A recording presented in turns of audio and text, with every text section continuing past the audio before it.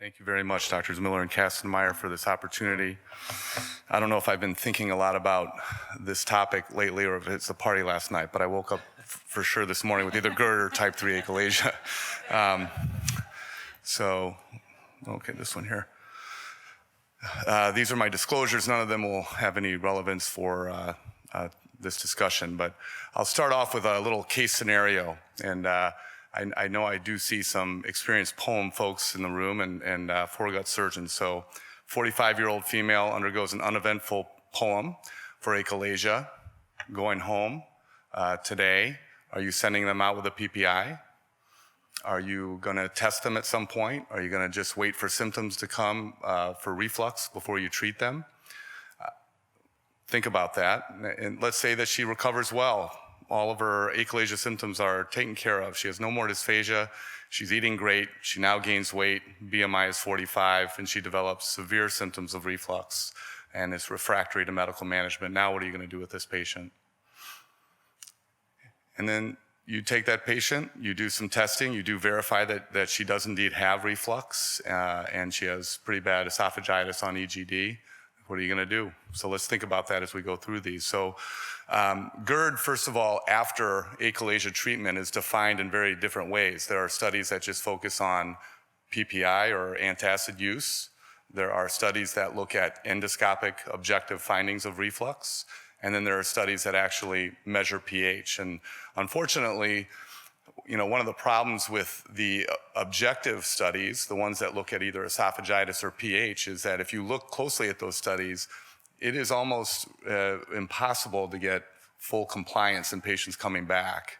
A lot of the studies have 20 to 40% return. And so what does that mean? Why are those people coming back and not the others? Is there an inherent bias that only the symptomatic patients are coming back looking for an answer? Whereas the patients are doing great, don't come back for their pH study, but that's an assumption. We don't know the answer to that. The other thing is where you live may make a difference. GERD after POEM and a lot of Western studies show rates in the high 30 to 40% range. But then if you look at the Japan studies, they're showing less than 10% of patients have reflux. So why is that?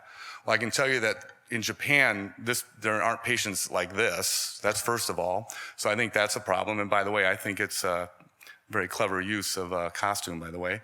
But and as we know, and this is a study from Pandolfino and Carrillis' group, BMI and intragastric pressure at inspiration. Here you can see that, if you look down in the obese range there, your intragastric pressure normally is going to be up. And if you've just gotten rid of that lower esophageal sphincter tone, you're going to have reflux. So looking at all the studies out there and I just focused on objective studies. So that cursor's not working, so I'm gonna use this. That's okay. I can only point to one side, but if you just kind of focus in the middle here. So, the top study is again Asia, where you see an abnormal pH in kind of the low range. But if you kind of focus in the middle, you see that most of the studies are showing an abnormal pH in the high 30 range. So I only focus on studies that actually did pH studies. We're not looking at PPI use. We're not looking at symptoms. And why aren't we looking at symptoms? Because if you look at the next slide here, look at whether it's a POEM or lapeller myotomy, the symptomatic GERD is almost always 50% of the patients that truly have GERD if you look objectively. So if you look on the very right column, abnormal pH, again, in most POEM studies, and in this review, they looked at 5, show about a 40% incidence of GERD, whereas if you ask the patients if they're symptomatic, it's half of those patients are actually saying they have symptoms. And the same goes for lapeller myotomy, where we see usually abnormal pH studies in maybe about 20% range. Now, I know that there is some data out there that apparently is coming soon that's going to show a little higher rate in laparoscopic Heller myotomy and maybe a little bit lower rate in POEM, and we'll wait. I'm only looking at published series right now. So I will just spend one slide on an outdated procedure, in my opinion, although I do think pneumatic dilation is useful in certain situations, maybe after other things have been tried, but we do not approach patients primarily with pneumatic dilatation anymore now that we have endoscopic means that are better. But you can see here that pneumatic dilation, interestingly, falls kind of in the mid-range between laparoscopic Heller myotomy and partial fundoplication and POEM. And I think what's interesting and was alluded to in the last talk is if you look at the very last line, this is a group that followed patients out almost 10 years, some of them actually more than 10 years, and there was a pretty significant incidence of Barrett's esophagus, about a 1% per year incidence, and about 1% developed adenocarcinoma. So cancer is there. It's not going to be a common situation, but I think what is most important out of this is that you've got to follow your patients. Achalasia is a lifelong disease, a lot like GERD, that you never really cure. And you've got to, survey your patients, whether they're doing well or not. As we just saw before, a lot of people are not going to be symptomatic that have reflux. So I would encourage you to follow your patients lifelong. Endoscopy, which I will say we don't have any recommendations or guidelines that tell us how often, but I would say that, endoscopy at least every 5 years is a good idea.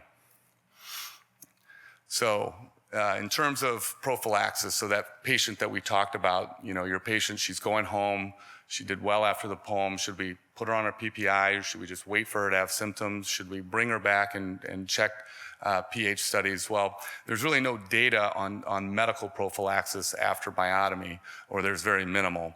And so I will tell you, our protocol is to give people a PPI. We typically give the cheapest one, omeprazole, 20 milligrams daily. We avoid H2 blockers because of the tachyphylaxis. Most people are going to develop a resistance to H2 blockers in 2 to 6 weeks. And as we just showed earlier, they're not going to feel it either. And so we'll use a PPI. We use the Barrett's data. We extrapolate that data. If somebody has Barrett's esophagus, you do not need to do 40 milligrams BID. 20 milligrams daily is equivalent. We bring people back for a pH study at about a year. If they are negative on that pH study, I clearly will stop the omeprazole. If they're positive, we have a discussion. We talk about the risks and benefits of long-term PPI use.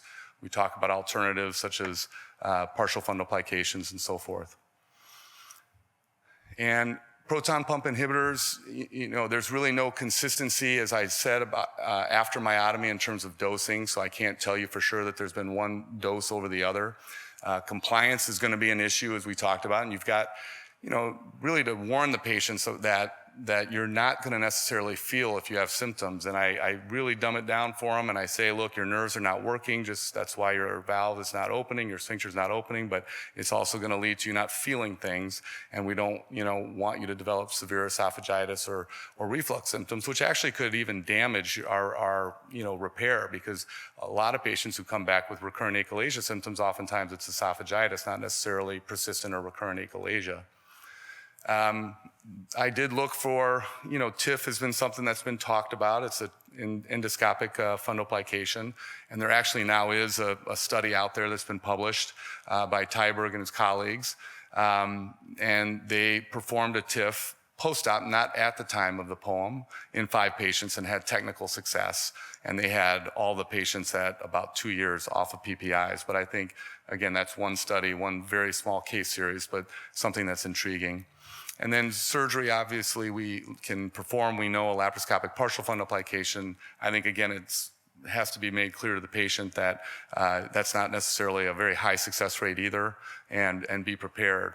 But in our patient's case, she came back with a body mass index of 45.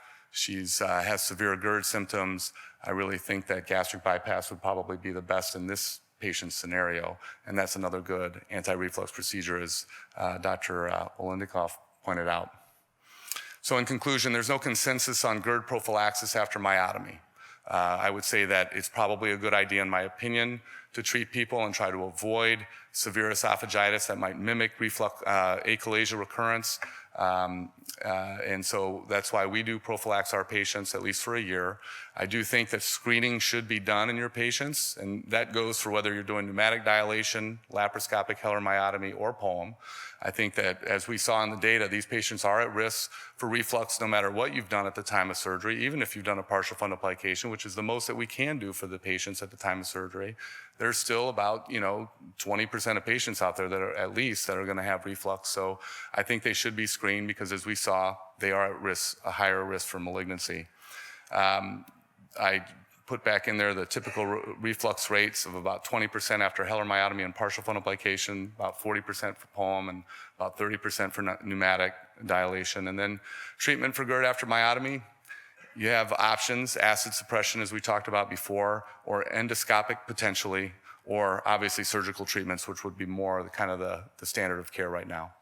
So I'm happy to answer any questions. Thank you again for having me, and it's been a great meeting.